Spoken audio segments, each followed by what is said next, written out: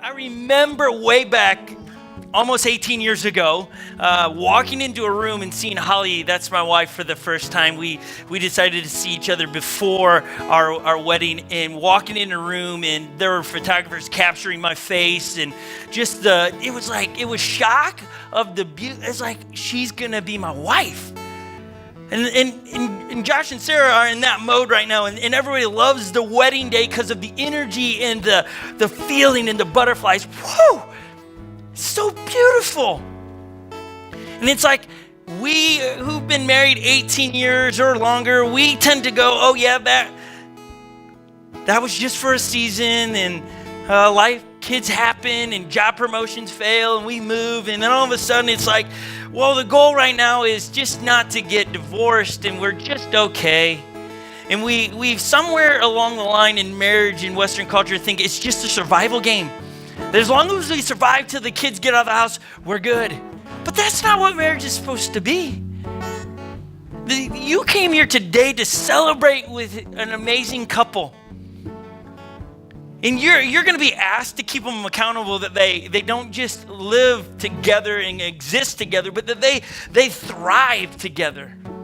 That in marriage, you should thrive together. And I hope over the next few moments to give you like 3 things that will help you thrive in marriage. They're not easy. They're difficult.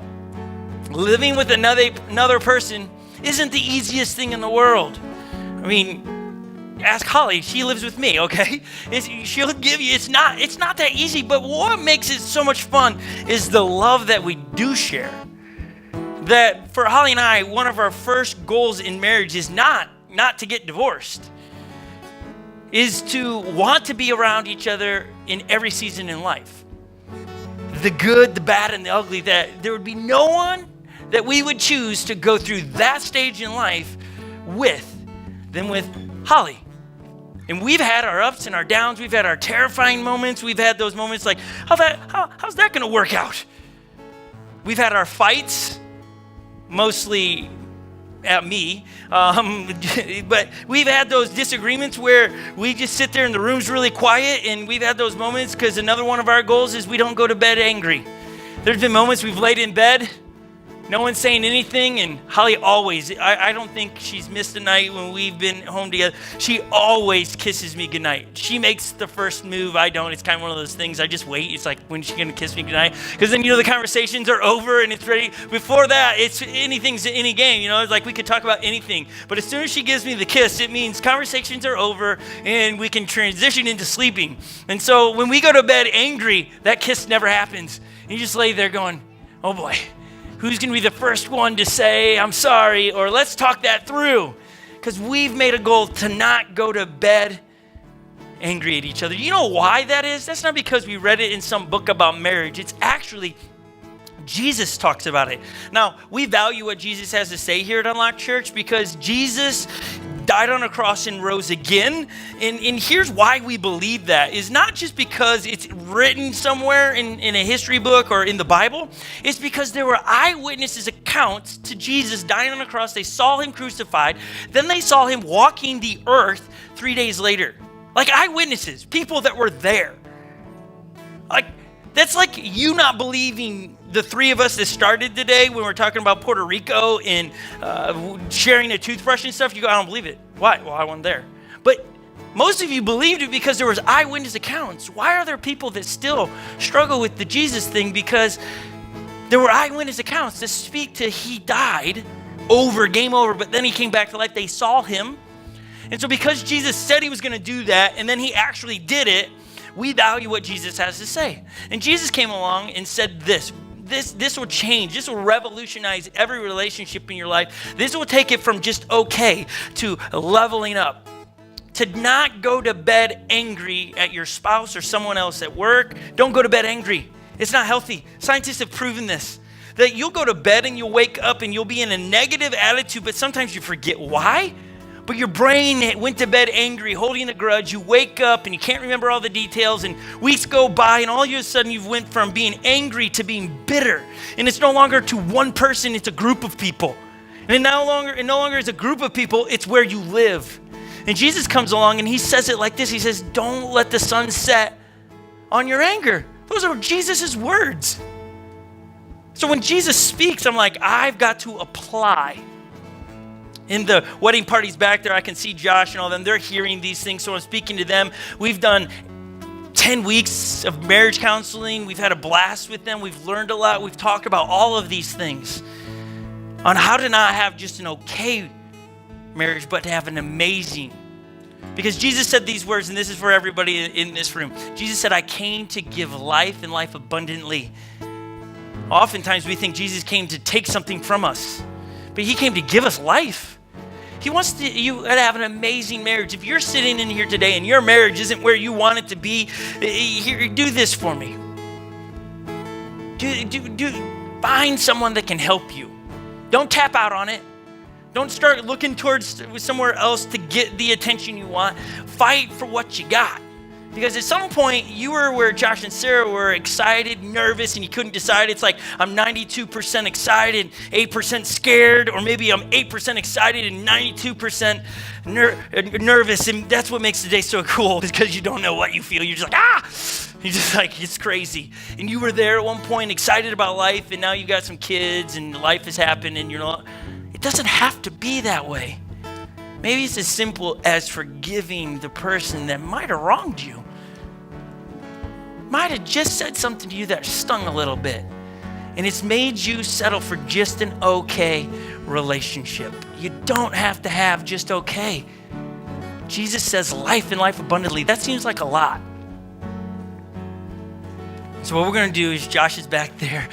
He's ready to go. He's giving me the nods. He's like, either he's giving me the sign, I got to pee, Scott, or we got to go. He's clapping. He's like, so the band's playing. Josh is going to walk his mom in, and we're going to start the ceremony here. And we're going to make history for an amazing couple. If you want to snap pictures, today and hashtag Unlock Church with it, they can go home tonight and see all different angles of their ceremony by just hashtagging Unlock Church. And they'll love you for it because they'll get to see the story through your eyes today. So Josh, you ready? Let's get started then. Bring your mom on down.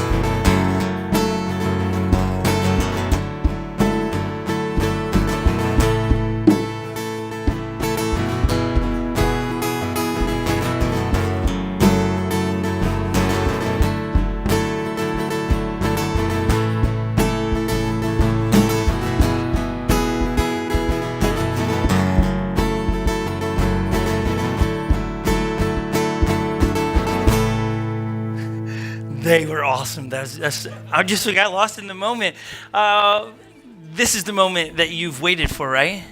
Are you ready to just watch her come down that aisle? I was born ready. You were born ready. I like you, Josh. I do.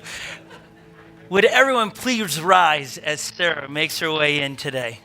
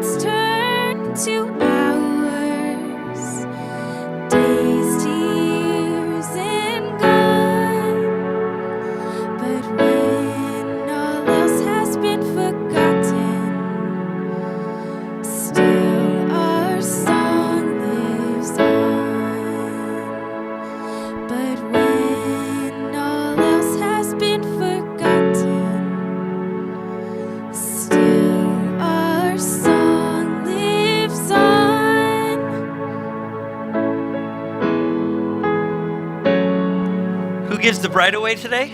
I do. All right. You may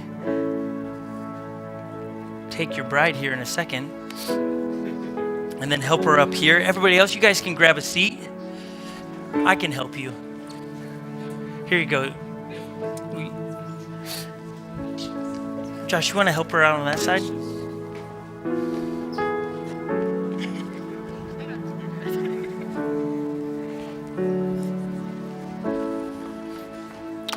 All right, here we go. Take a look at each other just for a moment. They're going to document the pictures, but this moment needs to be just in your brain forever. She look good? Oh, yeah. Does he look pretty good? Amazing. When we started our meetings 10 weeks ago or so, did you ever think you'd make it to hear all of our conversations? And it's been a blast to be with these guys almost on a weekly basis. Some snowstorms didn't make it happen or different work things, but man, it's so amazing to be able to watch these guys grow in the last 10 weeks. And there were some tough conversations, right, Josh? And there were some fun conversations, and it was just so much fun to watch them go, oh, I had no idea that's what Jesus meant for marriage. And so I want to read really quick a couple things that Jesus actually says on marriage today.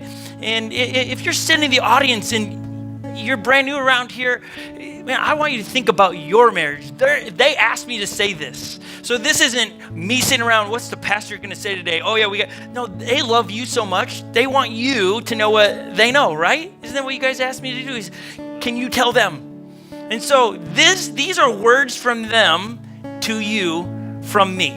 Did you catch that? It's a vicious circle, but I hope you got that. So the Bible is broken into two parts. You have the Old Testament, you have the New Testament. New Testament documents Jesus' life, and you have these authors, Matthew, Mark, Luke, and John. That's the Gospels. They document Jesus' life. And Mark, an author of his book named Mark, he writes in Mark chapter 10, verse 6, he's recording Jesus' words. Because somebody's talking about marriage to Jesus. They're always trying to trap Jesus to say, you're not who you said you were, and then they want to stone him. And so they're always trying to trick Jesus. And somebody talked about marriage to Jesus, and Jesus answers them with this. But from the beginning of creation, God made them male and female. Therefore, a man shall leave his father and mother, hold fast to his wife, and the two shall become one flesh. So they are no longer two, but one. But therefore, God has joined together, let no man separate. Those are Jesus' words. Jesus is actually referring back to the beginning, the Old Testament, the Jewish scriptures, Genesis, where God created man and then took a rib from man and made woman. And then he was like, whoa, woman, yeah. And then they became one flesh. And here's the piece that we might read by real fast. And it says, God made male and female, therefore man shall leave his father and mother and hold fast to his wife. Do you know what hold fast means? Have sex. get it on. I don't know how you want to say it, but that process, just being like, come on, let's call it what it is, right? Come on. That process makes two into one in God's eyes. One key to having an amazing marriage, to having a marriage that isn't okay, is to be unified, to be one. To not live separate lives and come home at dinner and talk very, very briefly of the day. It's being one. Moving together as a unit on life situations, and when one has a bad day, the other comes in and goes, I feel your pain because I am one. But culture says, no, it's two people living and trying to do life. No, it's come together, be one. Be one. And if I can be so bold, and some of you are like, you don't be bold. You seem bold enough. Here's the truth about sex. Sex brings us together. If in your marriage you are separated in the way you think, the way you do life, I would ask this question to you. And don't answer this out loud. It would be really awkward. When was the last time? Because that's what brings you together. Sarah laughed the whole time we talked about this topic in counseling, didn't you? You were squirming in the chair. You're like, whew, it's getting hot in here. Josh is like, yeah, great topic today. Whew, I like this. He was engaged fully. When we're talking about other things like doing dishes and stuff, he's like, what? What? I'm sorry. I allowed bang at work today. I can't hear everything totally. It was, but I'm not saying those things to just be like, oh, it's because I love people. I want people to have the marriage God's designed for them, and He's designed that whole area of life to bring people together, not to separate. One thing I've learned as a youth pastor, at 17 years as a youth pastor with teenagers, always tempted to have sex outside of marriage. And then the funny thing is, when you get married, tempted to not have sex. It's funny how it reverses, because the enemy wants to destroy everything. The enemy knows that sex outside marriage destroys you because it hurts, because if it's an act of bringing together, you break up, oh, it hurts so bad. But in marriage, it brings together so you can be unified and moving together. Be one unit. May your dreams be together. What I love about you pursuing your dream, Josh, in wrestling. I don't know if a bunch of you know that. Have you told everybody, or did I just publicly make an announcement? I love it, man. You're pursuing your dreams. And what I love when I've talked to you about it, you're like, I'm all for it. Let's get it down. Let's make it happen.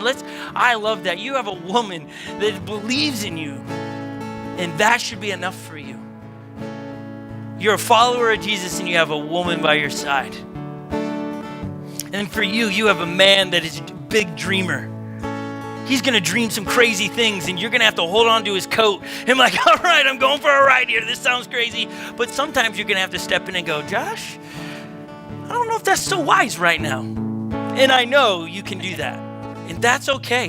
That's moving together. That's making sure your relationship isn't just okay, that you're together in it. When Jesus is asked about marriage, he speaks about being unified. So if you find yourselves not together on a topic, don't move forward on the topic until you guys get on the same page. And that's the same with us in this room. If you're thinking about getting married or what, when you want to be on the same topic on everything, the way to raise your kids, the way you're going to do your finances, not separate, together. It's the best way.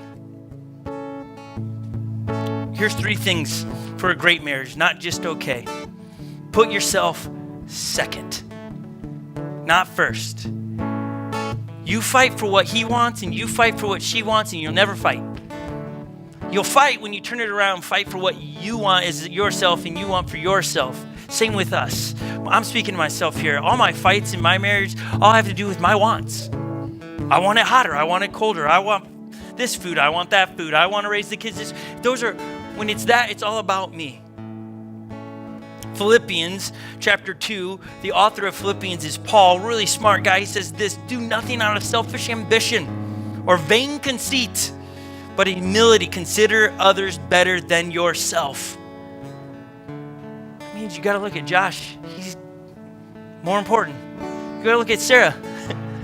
She's got to be more important. But the beauty is, I know that's true of you already. You need to remember this 17 years in.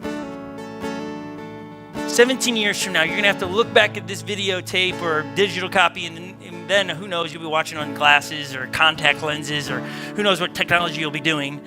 You're going to watch back to this moment. You might have to remind yourself, I'm supposed to be his biggest fan. I'm to be her biggest fan. The second thing you need to know on how to not have just an okay marriage, but have a great marriage, is love with everything you got. Maybe you should adopt the question we often say here, what does love require me to do? When she wants to go eat somewhere else than Chipotle, heaven forbid. Are there other restaurants out there? Yeah, that's a good one, right? But when she wants to, you've got to go, what does love require me to do? Or if she's like, oh, I want to watch this movie, and you're like, we've watched that like 3 days in a row, and you're like, what would love require me to do? Because love requires us always to put the other needs first. May you be able to say, Josh, sometimes then, Josh, what does love require us to do as a couple when we see a need, meet a need, driving home? What does love require us to do? I love what the author John writes down, and he's going to define what love is. And this is the definition I think we should all use inside our marriage and relationships. John wrote several books, and he began to label them so creatively. This is my first book I wrote, so it's 1 John. Super creative, I know, and hard to remember. John, author, 1 John chapter 3, verse 15. This is how we know what love is. That Jesus Christ laid down his life for us, and we ought to lay down our lives for our brothers and sisters. It seems so easy at this moment to go, of course I will. But as the honeymoon period wears off, would you please refer back to this moment and ask yourself, what would love require you to do? Those that have been married for more than a year and you're on your 5th year, 10 year, 20 year, 25 year, what does love require you to do inside your marriage? It doesn't require you to point their flaws out or to point out their issues or their eating habits. That's not your job. I often say, and I don't recommend this, but I often say to Holly, you're not my mom, which can then we have to apologize, and you lay in bed and go that, awkward moment of like, oh, shouldn't have said that, and I apologize. Don't say that, okay? Don't ever say this, don't do that. It's not. But when we ask the question, what does love require me to do, is to serve the other. May you one another each other. Love one another, serve one another, don't judge one another. If you're outdoing one another, this would be a beautiful thing. And then the third thing, and you already got this piece, is a relationship with Jesus. A little bit over a year ago, you popped into here, right, on our chili cook-off dinner. About the time you got the verdict that you were cancer-free, right? Right around there, you pop in here. You started playing drums for us. And then you came in, and our lives have been so much better because of it. Our children's ministry, better because you serve in it. Our band, better because you volunteer and play in it. We love you guys. And then quickly, you guys found Jesus, and it's changed your life forever. They're standing here today because as we've talked before, what is Jesus saying to you and what are you going to do about it? They at one point felt Jesus say, it's time to get married. No more living together, let's get married, right? You're here today because of that moment. And they want to extend the invitation, the same invitation to them. Would you think about putting your trust in Jesus' hand? It's simple. It's believing that Jesus died on a cross and rose again. And then it's confessing that you're not perfect. That we got some messes to clean up in our lives. And then it's turning away and going, you know what, Jesus, I'm going to follow you. Which a follower of Jesus is this. What do you have to say on the topic, Jesus? I'm going to listen to. What does Jesus have to say about a good marriage, a great marriage? What does Jesus have to say about how to treat my neighbor? And we begin to adopt those things in our lives, and it changes our lives forever, doesn't it? I mean, look, you're here today. And I remember our first conversation at this point, you're like, yeah, we never thought we'd get married. Just the cost of it and the timing and all these things. And look at what Jesus has done. He's showing up and showing off for the two of you today, and it's beautiful. So let's get to your parts here. You ready? Sorry, I'll give you one more time to breathe. Here's what I want really quick. If you're married really quick, and you heard something here today, and you're like, you know what? I'm no longer going to settle for okay marriage. I want you to grab your spouse's hand, and I want you to squeeze it. Don't break it. Like this isn't like, and they're like, oh my gosh, it's just it's a subtle, maybe I love you kind of deal. It's saying, you know what, let's work on this. It doesn't mean your marriage is not headed in the right direction. It just means, hey, let's not settle for just okay marriage. Let's not go to bed anymore. You guys will have a conversation after this, but I just want you to grab their hand and, I got you, babe. I love you. Okay's not okay anymore. Because they would love that so much if people decide to put their trust in Jesus and their marriages turn around. All right, let's get to the vows. I'm hoping someone has your vows. They do. Okay, there you go. See, the vows are coming in. They're already coming in. Josh, you're going first, my friend. They decided to write their own vows, and so they're going to read them. They're going to try to speak as loud as they can, in hopes that you'll be able to hear them. And then Sarah is going to read her vows, and they're personal vows. And so listen up, and then we'll let her go and just try to hold back the tears. Okay, when I read it, I was just a soppy mess. Okay, here we go. Is this thing on? Cool. They'll turn you on. Okay, sweet. Sarah, ever since the day we met back in 2014, I honestly have bettered myself as a human being in so many ways. Visiting you at St. Kate's and getting to know you, how kind your heart is, and not just you, but your family as well. Your infectious smile can be seen from a mile away. And it truly shows how happy you are. It seems whenever I start to lose myself or lose sight of important things in my life, you have taught me to gather myself, brush it off, and move forward. Going to church with you has been amazing for the past year. Starting a new journey from this day forward makes me so happy and really helps me see what big things we can and will accomplish, not only in 2019, but for so many years to come. Developing a deeper relationship with you and with Jesus, this church not only has been a huge blessing to me, but has helped us transform into living life and doing life together the right way. Whether it's cancer or meningitis, we have weathered every storm together. Today will forever be the happiest day of my life. I love you, Sarah, and I'm happy God brought you into my life. I promise to love you through all trials that we face. I promise to take care of you in sickness and in health. And I promise to put first our love and relationship before anything, and to love you like Jesus does. Those are pretty good words, aren't they? Okay, are you ready? Top it. If you didn't hear that, Josh said, just top that. They're not competitive at all. At all. I could be louder. You don't want to hold this. Okay, I understand that. Okay, Joshua Paul Wheeler. Today we start the rest of our lives as husband and wife. It may have taken us a while to get here, but I'm so glad we are starting our forever now. You make me the happiest woman alive. You have always brought a smile to my face when I don't feel like smiling.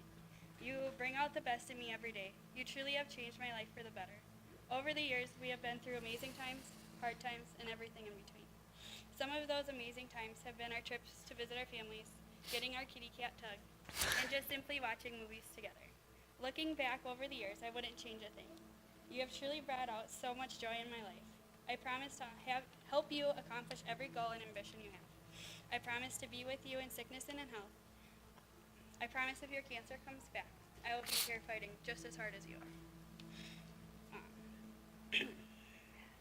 I will be your biggest cheerleader through it all.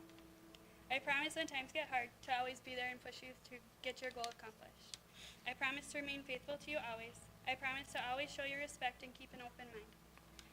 I promise to always be there for you when you need someone to talk to. I promise to love you as long as I live and beyond. I promise when we have kids, we will make all the decisions together. I promise to always love you. I promise to give you my heart and my whole self. When I was a little girl, I wanted to marry someone who loved my family as much as I do. I wanted someone who could turn my bad days into good days with a smile. I wanted someone who I could talk to about anything and know I won't be judged. I wanted someone who would understand my love for Disney movies and children. I have found my dream man, and that's truly you, Josh. Lastly, I want to thank you for supporting me in everything I do. Thank you for always taking care of me when I'm sick or in a bad mood. Thank you for being there for me when times got rough. Thank you for being there for me when I'm upset over the silly little things, which happens a lot. Thank you for being there for me for everything you do day in and day out. You are truly an amazing man, and I can't wait for our forever. I love you, Joshua. Wow, that's amazing. She topped it. Yeah, hers was longer. She topped it right there. Grand slam. Grand slam. Well done. Here, I'll take. Yeah, there. You don't have to hold on to those. I love those. I love that they're straight from your heart. I want to pray really quick over you, and then they've asked for Rachel to read one of the most famous love verses in the Bible. Author Paul wrote it, and so she'll read that here in a second, but I just want to stop and pray before we exchange the rings and wrap this thing up, okay? Let's pray really quick. Jesus, I thank you for this amazing couple standing right in front of me. As they just read their promises to each other, may they not take them lightly. May you seal these in their hearts, that they would forever be tattooed to their minds, that they would never forget you, and they would always chase you together, and the dreams that they would begin to dream would be dreams of together. And as they spoke of the past, the cancer, and those things that they've walked through, may those things only prove that they can get through some major trials. May they never leave you, Jesus. May they never leave each other or forsake each other. Jesus, we absolutely love you in your name. Amen. And let's listen to this verse from Rachel here. 1 Corinthians 13, 4-7. Love is patient and kind. Love is not jealous or boastful or proud or rude. It does not demand its own way. It is not irritable, and it keeps no record of being wronged. It does not rejoice about injustice, but rejoices whenever the truth wins out. Love never gives up, never loses faith, is always hopeful, and endures through every circumstance. I like that last part, endures through every circumstance. And you guys are standing here and are proof of that. You guys have fought through so much already. All right, we're going to get to the exchanging of the rings, a little bit of history on the ring that I'm going to teach you a little bit about. It started with the Egyptians. Did you know that? The Egyptians were the first ones that did the ring exchange. It's fascinating. I thought it was as well. The reason they used the ring was because it was round and it represented love was always continual. It was all the way through eternity. It doesn't stop. That's the idea of round. A glimpse of eternity would be like, this would be the beginning of eternity. If you took a little sparrow, you know those little birds, and it flew around the earth one time around and it pecked the earth and pecked a little bit of rock off, and it kept doing that until it got it down to nothing. That's the beginning of eternity. So our love is supposed to never end. That's the illustration here. And the Egyptians wanted to paint that into marriage, that people wouldn't forget that this is a forever thing, not a trial thing, not on a good day thing. It's forever. The Egyptians, however, used like vines. They braided them together and they put them on, and that's what signified it. We use metal and things of that nature in our modern era. And so it's to signify for each other your love's never stopping. So when you're sitting there playing with your ring and you're spinning it around, when you're nervous, just remember somebody loves you forever. And when you get your ring and the diamond hooked on something, you're like, oh, it snagged my hoodie. Just remember, somebody loves you, okay? And they got you that every time. That's right. It's a reminder of somebody loves you. But may it not come down to a ring that reminds it. Maybe words, maybe actions, maybe a hug, maybe a look that reminds you that you love each other. You can't say it enough to each other. All right? And if it's been a long time for you out there, and it's been a long while since you said to somebody that you love, that you actually love, maybe it's about time to pick up the phone and call somebody or meet them face to face and say, you know what, I love you. You can't say it enough. Okay, so we're going to do the vows. So what we're going to do, Josh, you're going to repeat after me. You're going to grab the ring. Oh, I have the rings. I'm not used to having the rings. I almost forgot. It's cute. It's in this wooden thing. Go ahead and grab her ring. 1 second. Yep, it's way in there. Okay, you're going to put it on her ring finger, not all the way. Slide it to her knuckle. There you go. She'll help you. See, she's going to be that helpmate. You need her. Okay, good. When it's done, you can push her all the way. You're going to repeat these words right after me. I give this ring as a symbol of all we have promised and all that we will share. Slide it on there. Whew. If you guys are getting blinded from that rock there, I'm sorry. It's impressive. Okay? You're going to repeat after me, Sarah. Slide it onto his knuckle and say this. I give you this ring as a symbol I give you this ring as a symbol of all we have promised of all that we have promised and all that we will share. and of all that we will share. Go ahead and slide it all the way on. Okay, here's where you come in for this. You heard the words they shared today and the promises they made. Don't ever let one of them call you up and say, can I sleep on your couch? We're in a rough spot. You tell them, figure it out. I'll come over there and talk with you. Have you guys gone and seen somebody? Don't let them be okay with okay. It's your job now. They invited you today, and they wanted it during church today so that their church family could keep them accountable of the things they said today. That's your job. You're not just a spectator today. I bet you didn't know that. You're here to keep them accountable. So would you do your best? If you see something crazy online, something seems, ask them. Check in with them a couple weeks from now. How are you guys doing? Do you need anything? You know what? I bet you they'd love a cooked meal. Bring them some meals. See, Joshua, he's saying, yeah. I mean, he didn't ask me to say that, okay? But he liked it. He's like, yes. If you want to bring him Chipotle, he'll gladly give you his order, right? Right, okay. This is not sponsored by Chipotle at all. It's just he likes Chipotle. And so that's the challenge to every one of us. The wedding party up here, you're not just here because you guys all look good in your suits and your dresses, okay? Though you do. That color is popping on all of you. Well done. It's because they want you to bring input into this. Okay, and Josh is finally saying, stop talking. I'd like to kiss her. But we talked about it, and we thought it'd be awkward if they kissed in the service, and so they're going to high-five it out, and then they'll kiss. And you're just joking, because that would be really awkward if that was the way it's going to go down. So if you want to get your phones out for this moment, in a second, I'm going to say you can kiss your bride. But now that they have said all the things, we're going to say one last quick prayer, and I want you to pray for them. If you've been married and you have, these were rough moments in my life, pray for them in those seasons in their life they're going to walk through, that God will give them strength and wisdom. Jesus, this couple that sits here, give them wisdom beyond their years, give them patience with each other, give them a love that continues to grow, that you would remind them never to settle with just okay. And those in this room that might find themselves in just an okay relationship, may today be the catalyst to going for greatness inside their marriage, that they're going to be a unit moving together, that their thoughts will be together. They'll be dreaming big dreams together. May Josh and Sarah today, may they chase you all the days of their lives. And when they have children, they would be godly parents and they would raise them up to chase after you, Jesus. Protect this marriage. And may they be a light in the darkness. Jesus, we absolutely love you. Thank you for allowing all of us to be a part of such an amazing day. And as I said before, thanks for bringing out the sun today. Jesus, we love you in your name. Amen. Josh, you may kiss your bride.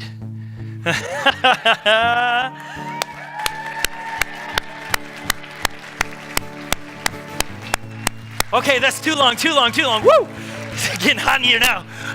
It is my privilege. You guys can hold hands and face the crowd to pronounce you husband and wife, and for the first time to say, this is Mr. and Mrs. Wheeler. You guys can exit the building. Make sure she doesn't fall down the steps. Josh, just make sure. Wow, what a great day. The rest of the party exiting. You guys look so good.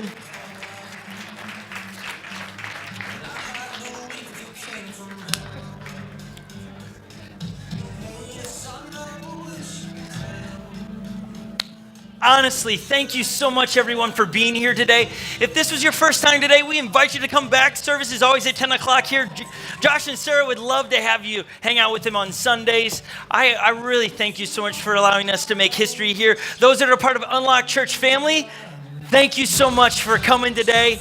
If you were like, I didn't know, we planned it that way. We wanted it to be memorable today. And I hope that everyone today takes a step into taking the relationship from just okay to great.